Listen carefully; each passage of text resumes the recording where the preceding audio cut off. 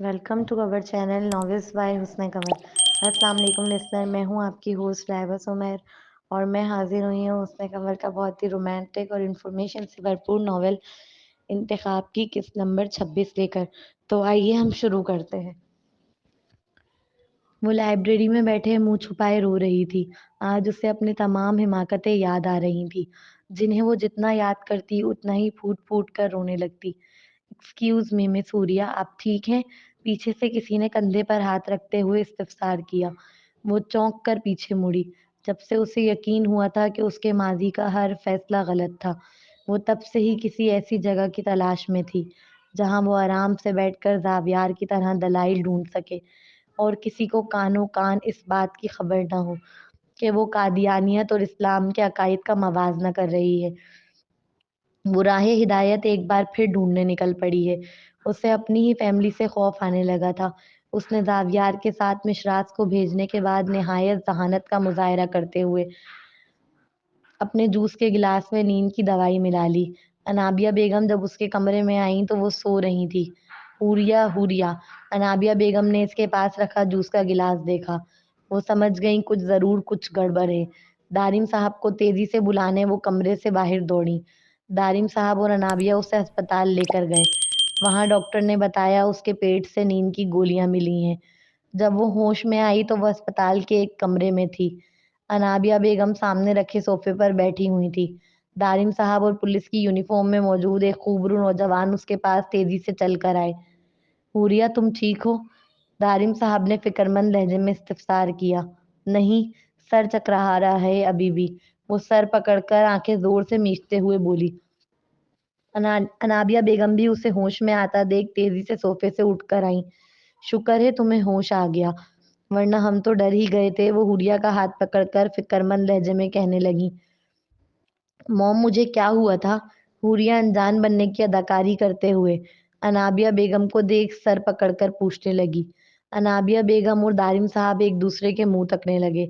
इन लोगों के नजदीक जावियार हुरिया के जूस में नींद की दवाई मिलाकर मिष्टास को लेकर घर से फरार हो गया था। बेटा, तुम आराम करो। दारिम साहब के चेहरे पर पसीना झलक रहा था। इनकी हिम्मत नहीं हो रही थी हुरिया को ये बताने की कि जावियार उसका बेटा लेकर कहीं गायब हो गया है। दारिम साहब अपना एक बेटा खो चुके थे। अब जावियार की जिंदगी खतरे में नहीं डालना चाहते थे। वो जानते थे अगर हुरिया ने अपने बड़ों से जावियार की शिकायत लगा दी, खास तौर पर ये बता दिया कि वो उसे नींद की दवाई देकर उसका बेटा लेकर भाग गया है, तो पूरा मरकज जावियार की जान का दुश्मन बन जाएगा। वो किसी तरह बात दबाने की सोच रहे थे। पुलिस वाले ने हुरिया का बयान लिया। जावियार रात में आया था मेरे कमरे में, मुझे जूस का गिलास दिया और कहा मॉम ने भिजवाया है। मैंने पी लिया। थोड़ी ही देर बाद मुझे नींद आने लगी। फिर अब आंख खुली है तो मैं अस्पताल में हूँ। हुरिया का बयान पुलिस अफसर ने नोट कर लिया। पुलिस ऑफिसर ने जब डॉक्टर का बयान लिया तो इसे मालूम हुआ हुरिया को दिए जाने वाले पिल्स वाफर मिकदार में नहीं थी। क्या मैं अकेले में मिस हुरिया से चंद सवालात कर सकता हूँ? दारिम साहब और अनाबिया बेगम को बाहर जाने का इशारा करते हुए वो रोबदार अंदाज में कहने लगा। दारिम साहब और अनाबिया बेगम इस बात में सर हिलाकर बाहर चले गए। जी तो मिस सूर्या, मैंने सुना है आपकी जावियार से शादी होने वाली थी, मगर वो शादी के लिए राजी नहीं था। वो तफ्तीशी अफसरान की तरह माथे पर तेवरी डाले पूछ रहा था। जी। हुरिया वाकिफ थी ज्यादा जवाब देने से वो फंस सकती है, इसलिए सिर्फ हाँ में जवाब दिया। तो आपको शक नहीं हुआ कि वो आपके लिए जूस क्यों लाया है? नहीं, मुझे कैसे शक हो सकता था? हम एक घर में रहते हैं, देवर भाभी का रिश्ता है हमारा। छोटे मोटे काम एक दूसरे के करते रहते हैं हम। वैसे भी उसने मुझसे कहा वो मॉम के कहने पर मुझे देने आया है। पूरिया सफाई पेश करने लगी। आखिरी जुमला उसने खासा जताते हुए अदा किया। ओके, शुक्रिया। पुलिस ऑफिसर गंभीर लहजे में कहते हुए कुछ सोचने लगा, जैसे उसे हुरिया की बनाई झूठी कहानी पर जरा भी यकीन न आया हो। दारिम साहब हुरिया को खामोशी से घर वापस ले आए थे। उन्होंने घर आते ही अनाबिया बेगम को सख्त तनबीह किया। अनाबिया, मेरी बात कान खोल कर सुन लो। घर से ये बात बाहर ना निकले कि जावियार मिश्रास को लेकर भाग गया है, क्योंकि अगर ऐसा हुआ तो मेरे बेटे की जान पर बनाएगी। ये बात अच्छी तरह समझ लो तुम। हदीद की बार तो मैं खामोश रहा, मगर इस बार नहीं। अगर जावियार को जरा सी खरोच भी आई तो मैं तुम्हें जान से मार दूंगा। दारिम साहब जानते थे हुरिया से ज्यादा ज्यादा अनाबिया बेगम खतरनाक है, ایک وقت حوریہ ان کی باتوں میں آ سکتی ہے، انابیہ نہیں۔ انابیہ بڑی پکی قادیانی اور مرکز کی وفادار ہے۔ موم ڈیڈ، مشراس کہاں ہے؟ وہ اپنے کمرے میں بھی نہیں ہے، اور تو اور اس کے سارے کپڑے بھی غائب ہیں۔ حوریہ بے دھڑک کمرے میں گھسی چلی آئی تھی، پریشان ہونے کی اداکاری کرتے ہوئے ان دونوں میاں بیوی کو دیکھ استفسار کرنے لگی۔ دارم صاحب پریشان ہو کر اپنا سر پکڑ رہے تھے۔ حوریہ بیٹا یہاں بیٹھو۔ دارم صاحب نہایت تحمل سے اسے سمجھانے کی نیت رکھتے تھے۔ وہ صوفے پر بیٹھ کر سامنے والے صوفے پر بیٹھنے کا اشارہ کرنے لگے۔ ڈیڈ، مشراس کہاں ہیں؟ پہلے مجھے یہ بتائیں، میرا بیٹا کہاں ہے؟ وہ اس بار بلند آواز میں استفسار کرنے لگی۔ بیٹا مشراس کو زاویار لے گیا ہے اپنے ساتھ۔ انابیہ بیگم اس کا ہاتھ پکڑ کر اطلاع دینے لگیں۔ ساتھ ساتھ ابھی وہ کچھ آگے بولتیں کہ دارم صاحب نے کھا جانے والی نگاہ سے گھور کر انہیں دیکھا، جس پر وہ بولتے بولتے رکیں۔ وہ میرے مشراس کو لے گیا؟ پر کیوں؟ حوریہ الجھی نگاہوں سے ان دونوں کو دیکھ کر پوچھنے لگی۔ ہم نہیں جانتے، مگر تم بے فکر ہو جاؤ، ہم بہت جلد زاویار کو ڈھونڈ لیں گے۔ دارم صاحب اطمینان بخش انداز میں صوفے سے کھڑے ہو کر اسے دلاسا دینے لگے۔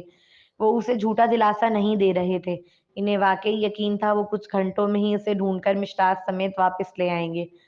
مگر وہ کہاں جانتے تھے وہ زاویار تھا، حدید نہیں۔ وہ دھن کا پکا تھا، اور یہ بازی تو زندگی اور موت کی تھی، اس میں وہ کیسے چوک سکتا تھا؟ ڈیڈ، مجھے نہیں پتا، آپ میرا بیٹا مجھے لا کر دیں، وہ روتے ہوئے کہہ کر انابیہ بیگم کے سینے سے لگ گئی۔ دارم صاحب پولیس والوں کے ساتھ مل کر اسے خاموشی سے ڈھونڈ رہے تھے۔ دارم صاحب اور انابیہ کی نظر میں حوریہ نے اپنے بیٹے کے غم میں خود کو کمرے میں بند کر لیا تھا۔ دارم صاحب زاویار کو نہیں ڈھونڈ پا رہے تھے، انہیں لگا حوریہ کا ایک کمرے میں بند رہنا ہی بہتر ہے۔ انہوں نے انابیہ کو سخت تاکید کر رکھی تھی کہ مرکز کے لوگوں کو گھر کے اندرونی حالات کا ذرا علم نہ ہو۔ مرکز کے بڑوں نے جب زاویار اور حوریہ کے نکاح کے متعلق استفسار کیا تو دارم صاحب مشکل میں پڑ گئے۔ انہیں سمجھ نہیں آ رہا تھا وہ زاویار کو کیسے بچائیں۔ وہ نہیں چاہتے تھے کسی صورت بھی زاویار کے مشراس کو لے کر بھاگ جانے کا مرکز والوں کو علم ہو، نہ ہی حوریہ کی حالت کا۔ دارم صاحب کو زاویار کو بچانے کا ایک ہی حل نظر آیا، اور وہ تھا حوریہ کا زاویار کے ساتھ نکاح کر کے غیر ملک منتقل ہو جانا۔ انہوں نے فوٹو ایڈیٹنگ کے ذریعے حدید اور حوریہ کے نکاح کی تصویر کو زاویار اور حوریہ کے نکاح کی تصویر بنوا دیا۔ انہوں نے انابیہ بیگم سے زبردستی مرکز یہ تصویریں پہنچوائیں تاکہ سب کو حوریہ اور زاویار کے نکاح کا یقین ہو جائے۔ دارم صاحب اپنے بیٹے کی زندگی بچانے کے لیے ہر جتن کر رہے تھے۔ دروازہ کھولو حوریہ، دارم صاحب کی آواز پر وہ سرخ آنکھوں کے ساتھ دروازہ کھولنے آئی۔ کیا حالت بنا لی ہے تم نے اپنی؟ حوریہ ہر وقت کمرے میں اکیلی بیٹھی روتی رہتی تھی۔ اس نے اپنا بیٹا زاویار کے ساتھ بھیج تو دیا تھا، مگر ایک ماں کا دل تھا قرار آتے آتے ہی آتا۔ ساتھ ساتھ وہ اپنے سیل پر دلائل ڈھونڈتی، جب دلائل ملتے تو خود کو کوستی۔ مشراس کا کچھ پتہ چلا؟ وہ ہر بار کی طرح ایک ہی سوال پوچھ رہی تھی۔ نہیں بیٹا، لیکن بے فکر ہو جاؤ، ہم ڈھونڈ رہے ہیں۔ آپ ہر بار یہی کہتے ہیں، آپ مجھے مرکز والوں سے بھی بات نہیں کرنے دیتے۔ ہو سکتا ہے وہ لوگ ڈھونڈ لیں۔ نہیں بیٹا، یہ بوڑھا باپ تمہارے آگے ہاتھ جوڑنے کے لیے تیار ہے، پلیز مرکز والوں کو کچھ مت کہو۔ وہ زاویار کو مار دیں گے، تمہیں تو تمہارا بیٹا مل جائے گا، مگر میری ساری جمع پونجی چلی جائے گی۔ زاویار مرتد نہیں ہے، تم تو اس کے نیچر سے واقف ہو۔ زاویار مرتد نہیں ہے، تم تو اس کے نیچر سے واقف ہو۔ وہ ذرا بھی دینی معاملات میں دلچسپی نہیں لیتا تھا۔ وہ مشراس سے بہت محبت کرتا تھا، وہ صرف تم سے نکاح نہ کرنے کی ضد میں گھر سے بھاگا ہے، اور اپنی محبت میں مشراس کو بھی ساتھ لے گیا ہے۔ بے وقوف ہے وہ ایک نمبر کا، ذرا عقل نہیں ہے اسے۔ حدید سمجھدار تھا، وہ جانتا تھا سارے قاعدے قوانین۔ زاویار شروع سے باقی رہا ہے، اسے تو قادیانیت کے بارے میں کچھ بھی نہیں پتا۔ اس کم عقل کو تو یہ بھی علم نہیں ہوگا کہ اس کا اس طرح بھاگ جانا اسے مرتد بنا سکتا ہے مرکز والوں کی نگاہ میں۔ وہ نادان ہے، میں تم سے وعدہ کرتا ہوں بہت جلدی اسے ڈھونڈ لوں گا۔ تب تک تم کسی سے کچھ نہ کہو، بس مجھ پر یقین رکھو۔ میں نے تمہارے اور زاویار کی کچھ تصویریں بنوا کر مرکز بھیج دی ہیں۔ دارم صاحب حدید کی موت کے صدمے سے ابھی صحیح طرح ابھرے بھی نہیں تھے کہ زاویار مشراس کو لے کر بھاگ گیا۔ ان کے نزدیک زاویار صرف نکاح سے بچنے کی نیت سے فرار ہوا ہے، اور یہی بات انہوں نے انابیہ اور حوریہ کے ذہن میں بھی ڈالی۔ سبھی جانتے تھے زاویار کے نیچر کو، وہ کوئی حدید کی طرح دیندار بندہ نہیں تھا جو اس کے مرتد ہونے کا کسی کو تصور بھی آتا۔ اگرچہ اس کو مشراس کو لے کر بھاگنا دارم صاحب کو الجھا رہا تھا، لیکن وہ اپنی الجھن انابیہ اور حوریہ پر ظاہر نہیں ہونے دے رہے تھے۔ حوریہ بھی زیادہ زور نہیں ڈال رہی تھی مشراز یا زاویار کو ڈھونڈنے پر، فقط اتنا ہی رونا دھونا مچاتی ان لوگوں کے سامنے جو اسے شک کے دائرے سے باہر رکھے۔ زاویار نے کبھی سوچا بھی نہیں ہوگا کہ ایک دن دارم صاحب اس کی جان کے محافظ بنیں گے۔ وہ اسے بچانے کے لیے حوریہ کے سامنے مننتی انداز میں ہاتھ جوڑ کر کھڑے تھے۔ انسان دولت کا کیا کرے جب اولاد ہی نہ بچے؟ وہ اپنی اولاد، اپنے لختے جگر کو بچانے کی ہر ممکنہ کوشش میں لگے تھے۔ ڈیڈ، مجھے آپ پر پورا یقین ہے، لیکن پلیز مجھے یہاں سے باہر نکالیں۔ مجھے اس گھر سے وحشت ہونے لگی ہے اب، پہلے حدید اور اب مشراز۔ میں پاگل ہو جاؤں گی۔ مجھے ہر وقت ان کی یادیں گھیرے رکھتی ہیں۔ میں نے حدید کا صدمہ تو سہ لیا، اب مشراز کا نہیں سہ پا رہی۔ میں جانتی ہوں زاویار کو وہ بالکل دیندار نہیں، وہ تو ایک شرابی اور زانی لڑکا ہے۔ وہ بھلا کیوں دین کے لیے اپنی آسائشوں بھری زندگی چھوڑ کر بھاگنے لگا؟ مگر ڈیڈ، اسے میرے بیٹے کو اپنے ساتھ لے جانے کی کیا ضرورت تھی؟ حوریہ نے نہایت سمجھداری سے کام لیا تھا۔ وہ خود کو سب کے سامنے مظلوم ظاہر کرتی تھی، یہی وجہ تھی کہ دارم صاحب جیسے ذہین شخص بھی اس پر شک نہیں کر سکتے تھے۔ بیٹا، میں نے کہا نا، وہ بہت محبت کرتا تھا مشراز سے، صرف اسی لیے اسے اپنے ساتھ لے گیا۔ تم فکر مت کرو، میں ڈھونڈ رہا ہوں اسے، اور رہی بات اس گھر کی، تو میں سوچ رہا تھا کچھ مہینوں کے لیے تم باہر گھوماؤ۔ اس طرح ایک کمرے میں بند رہ کر تم اپنی صحت بگاڑ رہی ہو، یہ تمہارے لیے بالکل ٹھیک نہیں۔ تھوڑی آب و ہوا تبدیل ہوگی تو تم اپنے ڈپریشن سے بھی باہر آ جاؤ گی۔ تم فکر مت کرو مشراز کی، مجھے یقین ہے زاویار اپنی جان سے زیادہ خیال رکھ رہا ہوگا اس کا۔ دارین صاحب حوریہ کو امریکہ بھیج رہے تھے۔ حوریہ کے لیے یہ ایک اچھا موقع تھا ان لوگوں کی قید سے رہائی پانے کا۔ وہ تو بہت دنوں سے خدا سے یہی دعا کر رہی تھی کہ ان لوگوں سے کسی طرح اسے دور کریں۔ دارین صاحب کے جملے سن اسے لگا اس کی دعا قبول ہو گئی۔ وہ باہر جانے کے لیے تیار تھی۔ دارین صاحب نے اسے اکیلے امریکہ بھیج دیا۔ اس کے جاتے ہی دارین صاحب اور انابیہ بیگم نے سب میں یہ بات مشہور کر دی کہ زاویار حوریہ اور مشراز کو اپنے ساتھ لے کر باہر ملک چلا گیا ہے۔ انابیہ بیگم کی نگاہ اب دارم صاحب کی جائیداد پر تھی۔ زاویار دارم صاحب کی بہت کوششوں کے بعد بھی مل نہیں رہا تھا۔ انابیہ کے لیے پلس پوائنٹ یہ تھا کہ وہ جائیداد کے حصے دار مشراز کو بھی ساتھ لے گیا تھا۔ حوریہ بھی جا چکی تھی۔ اب دارم صاحب کی پوری جائیداد کی واحد حقدار انابیہ ہی تھی۔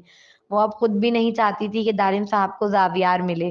دوسری طرف حوریہ ایروپلین میں آرام سے آنکھیں موند کر سر سیٹ سے ٹکا کر بیٹھی تھی کہ اس کے برابر میں ایک شخص آ کر بیٹھا۔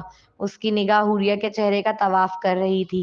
کسی کی نگاہوں کی تپش جب حوریہ کو اپنے چہرے پر محسوس ہوئی تو اس نے آنکھ کھول کر اپنے برابر میں بیٹھے شخص کو دیکھا۔ حوریہ ایک لمحے کے لیے اسے دیکھ کر سٹپٹائی۔ پولیس آفیسر آپ یہاں؟ وہ بے ساختہ ہی اسے دیکھ پوچھ اٹھی۔ کیوں مس حوریہ، میرا ایروپلین میں سفر کرنا منع ہے؟ وہ پیشانی پر بر ڈالے ابرو چکا کر پوچھنے لگا۔ وہ آج اپنے پولیس کی وردی میں نہیں تھا۔ بلیک رنگ کے سویٹر، اس پر وائٹ رنگ کا لانگ کوٹ اور پینٹ پہنے، بالوں کو جیل سے سیٹ کیے ہوئے وہ کسی ہیرو سے کم نہیں لگ رہا تھا۔ آپ میرا پیچھا کر رہے ہیں؟ حوریہ گھبرا گئی تھی اسے اپنے برابر میں بیٹھا دیکھ۔ وہ ڈر کو چھپانے کی مکمل کوشش کرتے ہوئے استفسار کرنے لگی۔ اس نے اپنے چہرے کو حتی الامکان نارمل رکھنے کی کوشش کی تھی۔ کیوں؟ آپ چاہتی ہیں میں آپ کا پیچھا کروں؟ وہ سوال پر سوال کر رہا تھا کیونکہ مقابل کے چہرے پر آنے والی گھبراہٹ پہلی نگاہ میں بھاپ چکا تھا۔ اس نے مشکوک نگاہیں حوریہ کے وجود پر ڈالیں، چہرے پر عجیب سی مسکان سجاتے ہوئے استفسار کیا۔ جی نہیں، میں نہیں چاہتی آپ میرا پیچھا کریں، مگر آپ کر رہے ہیں۔ وہ غصے میں اپنا ڈر چھپانے کی کوشش کر رہی تھی۔ دونوں ہاتھ فولڈ کرتے ہوئے اسے دیکھ بھرم سے بولی، کوئی گناہ کیا ہے آپ نے جو آپ کو ڈر ہے کہ میں آپ کا پیچھا کر رہا ہوں؟ وہ تھوڑی پر ہلکے سے اپنی انگلی مسلتے ہوئے تفتیشی نگاہ اس کے چہرے پر ڈالے پوچھنے لگا، میں ڈر نہیں رہی اور نہ ہی میں نے کوئی گناہ کیا ہے۔ وہ بڑے بھرم سے آنکھوں میں آنکھیں ڈال گویا ہوئی۔ گڈ۔ وہ ابھی کچھ اور بولتا اس سے قبل ایک ایئر ہوسٹریس وہاں سے گزرنے لگی۔ اس کی ساری توجہ اس ایئر ہوسٹریس کی جانب مبذول ہو گئی۔ اف، ٹھرکی۔ حوریہ اسے دیکھ منہ میں بڑبڑائی۔ ٹھرکی کی کیا بات ہے، میں تو صرف اسے دیکھ رہا تھا۔ اس کے کانوں کی سماعت سے جیسے ہی تھڑکی کا لفظ ٹکرایا، وہ حوریہ کو دیکھ بے نیازی سے کہنے لگا، آپ دیکھ نہیں رہے، آپ گھور رہے ہیں۔ وہ تیزی سے منہ بسوڑتے ہوئے بولی، میں اسے گھور رہا ہوں؟ واقعی؟ وہ بے یقینی سے اب حوریہ کو دیکھتے ہوئے مسکرا کر پوچھنے لگا۔ اس کی مسکراہٹ نہایت دل فریب تھی، آنکھوں کو بھانے والی، دل میں اتر جانے والی۔ Excuse me. حوریہ نے اس کے سوال کو مکمل اگنور کرتے ہوئے ایئر ہوسٹریس کو آواز لگائی۔ یس میم۔ وہ تیزی سے اس کی جانب آ کر نہایت شائستہ انداز میں मुझे अपनी सीट चेंज करनी है। हुरिया के कहते ही वो लड़का मुस्कुराने लगा। सॉरी मैम, अभी कोई सीट खाली नहीं है, आप प्लीज एडजस्ट कर लें। एयर होस्टेस के माजरत तलब करते ही वो खूबरू नौजवान हुरिया का मजाक उड़ाने वाले अंदाज में मुंह पर हाथ रखकर खूब मुस्कुराने लगा। आपको क्या परेशानी है मेरे साथ बैठने में? एयर होस्टेस के जाते ही वो हुरिया के चेहरे के करीब अपना चेहरा लाकर मासूमाना अंदाज में पूछने लगा। वो बगैर जवाब दिए उसे घूरी से नवाज कर मुंह मोड़कर विंडो से बाहर की जानिब देखने लगी। वैसे ठरकी नहीं हूं मैं। थोड़ी देर की खामोशी के बाद उसने दोबारा बातचीत शुरू करना चाही। मुझे इंटरेस्ट नहीं है जानने में कि आप क्या हैं और क्या नहीं है, सो प्लीज मुझे डिस्टर्ब मत करें। वो मुंह बसोर कर उसकी जानिब देखते हुए बेनियाजी का मुजाहिरा करने लगी। पर मुझे तो है ना बताने में। वैसे अगर मैं वाकई ठरकी होता तो इस हेयर होस्टेस की जगह आप पर। उसे अब मजा आने लगा था मुकाबिल को जिद करने में। वो हुरिया को देख मुस्कुराते हुए अभी बोल ही रहा था कि हुरिया ने उसे खा जाने वाली निगाह से घूर कर देखा, जिस पर वो बोलते बोलते रुका। पुलिस पुलिस ऑफिसर से टकराव महज एक इत्तेफाक है। ये बात हुरिया का जहन मानने के लिए तैयार नहीं था। हुरिया, वो एयरपोर्ट पर खड़ी थी जब उसे पीछे से किसी ने नाम लेकर पुकारा। वो पीछे की जानिब पलटी। आप मुझे मिस हुरिया कहें, मुझे अजनबियों का नाम लेकर मुखातिब करना पसंद नहीं। वो खूबरू नौजवान मुस्कुराते हुए उसकी जानिब आया। हुरिया अपना नाम पुकारने पर जज्बर होकर दो टोक अंदाज में बोली, ओ चले, अब मैं ख्याल रखूंगा। वो निहायत लापरवाही से कहने लगा, कहाँ जाना है आपको मुझे बताएं, मैं आपको छोड़ देता हूँ। वो मुस्कुराते हुए अपनी खिदमत पेश करने लगा। जन्नत में जाना है जहाँ आप जैसे लोगों को रास्ता नहीं मिलता। वो मफाहमाना अंदाज में बहुत गहरा तंज कर गई थी। फिक्र ना करें, मुझे रास्ते निकालने आते हैं। स्मार्ट मुस्कुराहट चेहरे पर सजाए मुतमईन अंदाज में कहने लगा। आप मुझे तंग क्यों कर रहे हैं? Just go to hell. वो खामोशी से थोड़ी देर तक उसके साथ खड़ा रहा, फिर एक कार आकर उन दोनों के सामने रुकी। कार से ड्राइवर ने उतरकर ऑफिसर का सारा सामान डिग्गी में रखा। ऑफिसर ने बगैर हुरिया से पूछे उसका सामान भी डिग्गी में रखने का ऑर्डर दिया, जिस पर हुरिया अपना सूटकेस का हैंडल पकड़ते हुए गुस्से से भपक कर इस खूबरू नौजवान की आंखों में आंखें डाल चीखते हुए बोली, ही हेल का रास्ता नहीं मालूम मुझे, क्यों ना आप मेरे साथ चलकर मेरी रहनुमाई फरमाए। इस कुबरू नौजवान ने पहले तो अपने होंठ भींच लिए, जैसे अपने गुस्से पर जब्त कर रहा हो, फिर निहायत तहम्मुल से हुरिया को देख तंजिया मुस्कुराहट चेहरे पर सजाए गोया हुआ। मैं तो आपकी फिक्र कर रहा था, चले मैं चलता हूँ। हुरिया को जवाबी कार्रवाई ना करता देख हल्का सा सल्यूट मारते हुए उसके सामने कार में बैठकर चला गया। थोड़ी ही देर बाद हुरिया की गाड़ी भी आ गई। वो अनजानी राहों पर चल रही थी, ना मुस्तकबिल की खबर, ना माजी की कोई निशानी। कुछ भी तो नहीं था उसके पास। फिर भी खुदा की बहुत शुक्रगुजार थी कि उसे इन लोगों के दरमियान से निकाल दिया। वो विंडो सीट से बिल्कुल लगकर बाहर की जानिब देख रही थी। उसने शीशा नीचे करके तरोताजा हवा को खुद से मस होने की इजाजत दी। दिल में इस लम्हे बस एक ही दुआ चल रही थी कि जावियार और मिश्ताज कभी भी दारिम साहब के हाथ न लगे। वो आज़ाद थी, मगर फिर भी उसे अक्सर महसूस होता जैसे कोई उसका पीछा कर रहा हो। वो पूरा दिन अक्सर लाइब्रेरी में गुजारा करती। वो रिसर्च कर रही थी इस्लाम पर। वो दिन रात बस यही काम किया करती थी। बस एक चीज़ थी जो उसे बहुत तंग करती। वो थी मिशरास की यादें। वो यकीन रखती थी खुदा पर, उसे पूरा यकीन था एक दिन वो अपने बेटे से ज़रूर मिलेगी। 1 साल गुज़र गया था। उसने किसी से कांटेक्ट नहीं किया, ना ही वो दारिम साहब की आने वाली कॉल रिसीव करती थी। रोज़ मामूल की तरह वो आज भी लाइब्रेरी में बैठकर दलाइल ढूँढ रही थी कि उसे ये हदीस मुबारका मिली। हज़रत साद बिन अबी वक्कास रज़ी अल्लाह ताला अन्हा से रिवायत है, हज़ूर अनवर सल्लल्लाहु अलैहि वसल्लम ने हज़रत अली उल मुर्तज़ा करमल्लाहु ताला वजहुल करीम से इरशाद फरमाया, यानी क्या तुम इस पर राज़ी नहीं कि तुम यहाँ मेरी नियाबत में ऐसे रहो जैसे हज़रत मूसा अलैहिस्सलातु वस्सलाम जब अपने रब से कलाम के लिए हाजिर होते थे तो हज़रत हारून अलैहिस्सलातु वस्सलाम को अपनी नियाबत में छोड़ गए थे। हाँ, ये फ़र्क है कि हज़रत हारून अलैहिस्सलाम नबी थे, जबकि मेरी तशरीफ़ आवरी के बाद दूसरे के लिए नबूवत नहीं, इसलिए तुम नबी नहीं हो। ये अहादीस मुबारका रोशन दलील थी ख़त्म नबूवत पर। वो फूट फूट कर रोने लगी थी कि अचानक उसके कंधे पर किसी ने हाथ रखा। वो चौंक कर पलटी। सामने खड़े खूबरू नौजवान को देख उसकी आंखें हैरत से फैली। ऑफिसर, ओ मिस हुरिया, क्या हसीन इत्तेफाक है। वो मुस्कुराते हुए कहने लगा। वो 1 साल बाद फिर से इसे अपने सामने खड़ा देख बुरी तरह घबरा गई थी। हर बार इत्तेफाक नहीं हो सकता, वो अपने आंसू पोंछकर तेजी से खड़े होकर बोली। حوریہ کو ہر وقت محسوس ہوتا تھا جیسے کوئی اسے دیکھ رہا ہو، اس کے پیچھے چل رہا ہو، لیکن جب وہ پلٹ کر دیکھتی تو کوئی موجود نہ ہوتا۔ تو آپ کا کہنے کا مطلب ہے، وہ ابھی سوچتے ہوئے بول ہی رہا تھا کہ حوریہ تیزی سے بولی، بالکل، میرا مطلب وہی ہے جو آپ سمجھ گئے ہیں۔ میرا پیچھا کرنا بند کریں، ورنہ اب میں آپ کے خلاف ایکشن لوں گی۔ آپ شاید ٹھیک طرح جانتے نہیں ہیں مجھے، میں حوریہ ہوں، دارم صاحب کی بہو۔ وہ نہایت روبدار انداز میں اسے خاصا جتاتے ہوئے اپنا تعارف کرانے لگی۔ میں جانتا ہوں آپ کو مجھے اپنا تعارف دوبارہ کرانے کی ضرورت نہیں ہے، اور پلیز ہلکے بات کریں، ہم لائبریری میں کھڑے ہیں اس وقت۔ وہ دل فریب مسکراہٹ لبوں پر سجائے اسے یاد دلانے لگا کہ وہ اس وقت لائبریری میں کھڑے ہیں۔ وہ جذبز ہو کر اسے دیکھتے ہوئے کتابیں اٹھا کر باہر کی جانب بڑھ گئی۔ ایک تو پتہ نہیں کیوں پہلی ہی نظر سے دل کو اچھی لگتی ہو تم، وہ اس کے وجود کو پیچھے سے تکتے ہوئے کہنے لگا، پھر اداسی سے مسکرا دیا۔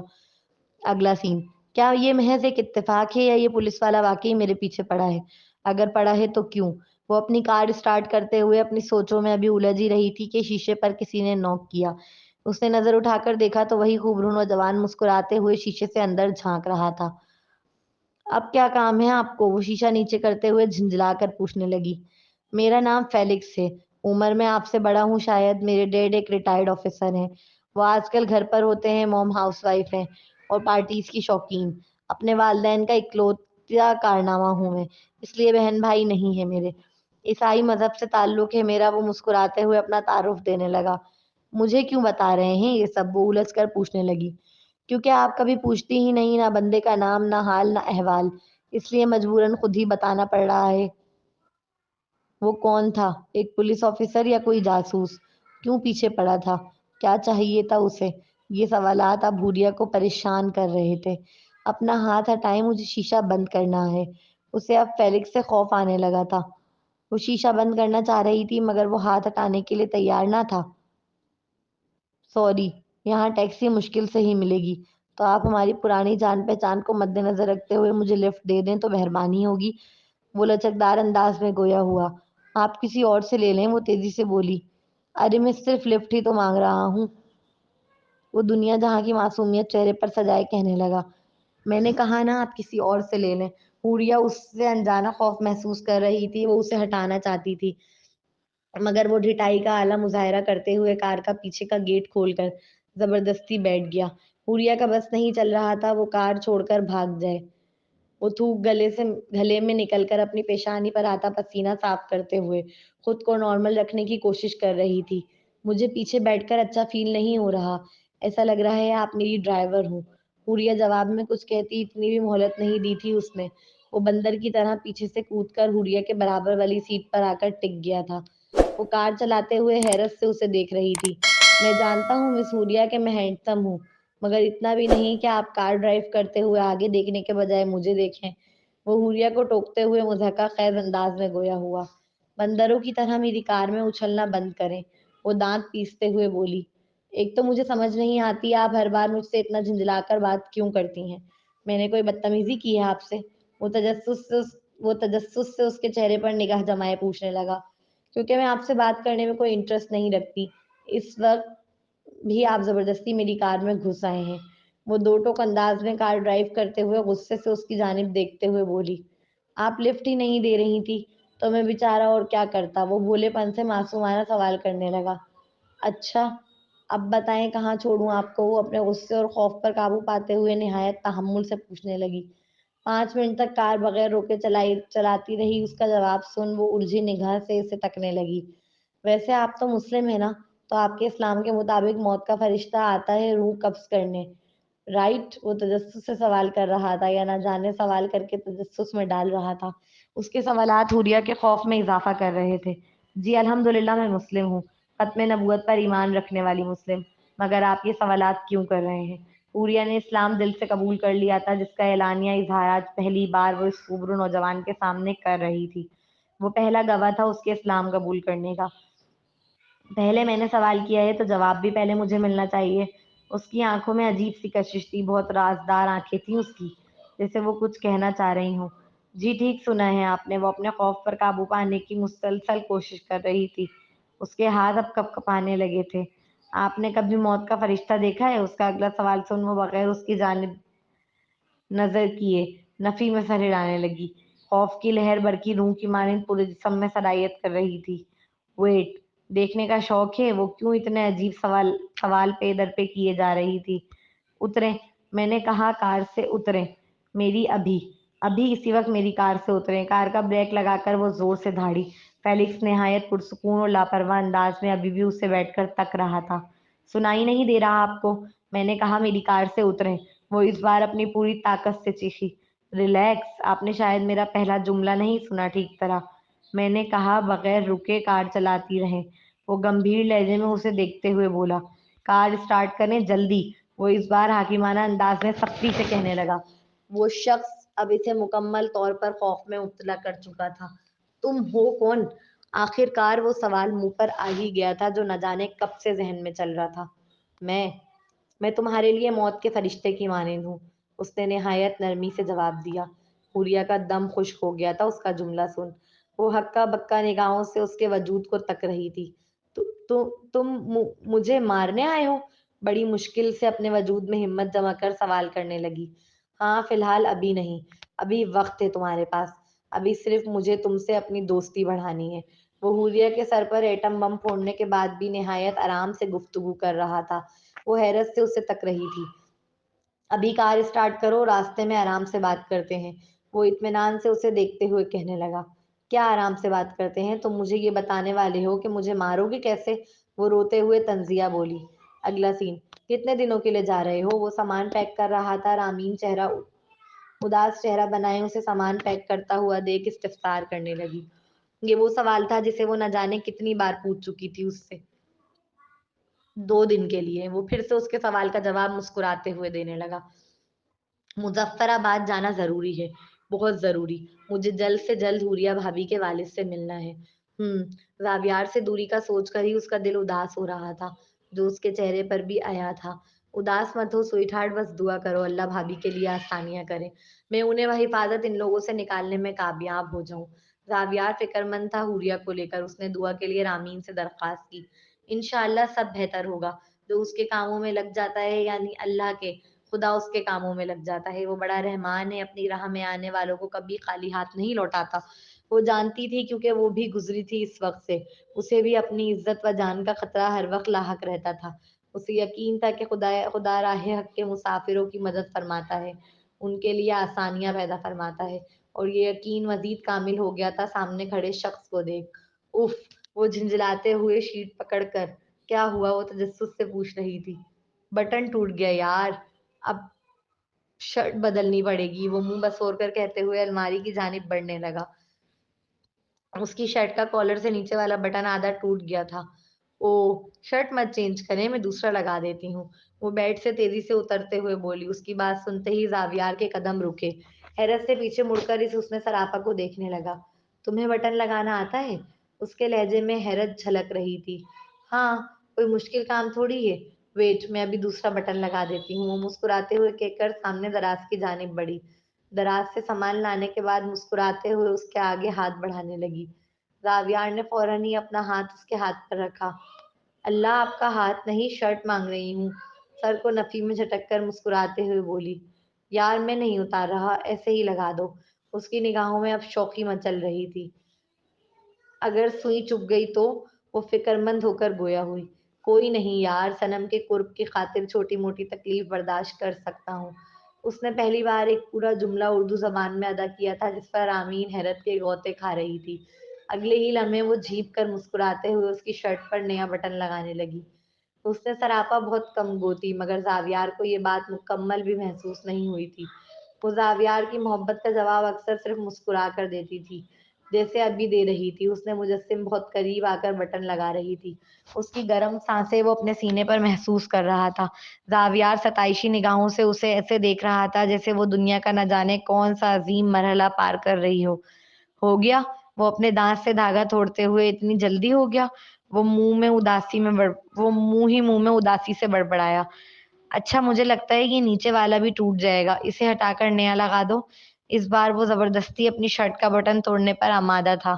اس کی نگاہوں میں شرارت جھلکتی دیکھ وہ مسکراتے ہوئے قریب آئیں۔ کچھ کہے بغیر بس اپنی پیشانی اس کی پیشانی سے ٹکا کر ایک دو ثانیوں کے لیے مبہوت ہو کر کھڑی رہی، جیسے اس کے حسین وجود کو آنکھوں میں بھر رہی ہو، اس کی سانسوں کی مہک کو اپنی سانسوں میں بسا رہی ہو۔ اگر وقت کو روکا جا سکتا تو آج وہ وقت سے کہتی رک جاؤ، اس لمحے بس ٹھہر جاؤ، تھم جاؤ۔ چلے جی، ملتے ہیں نیکسٹ ایپیسوڈ میں۔ آپ لوگوں کو اگر ناول اچھے لگ رہے ہوں حسنہ کمل کے تمام ناول، تو اچھے سے کمنٹس کیجیے گا، ویڈیو کو لائک شیئر ضرور کیجیے گا، ٹھیک ہے؟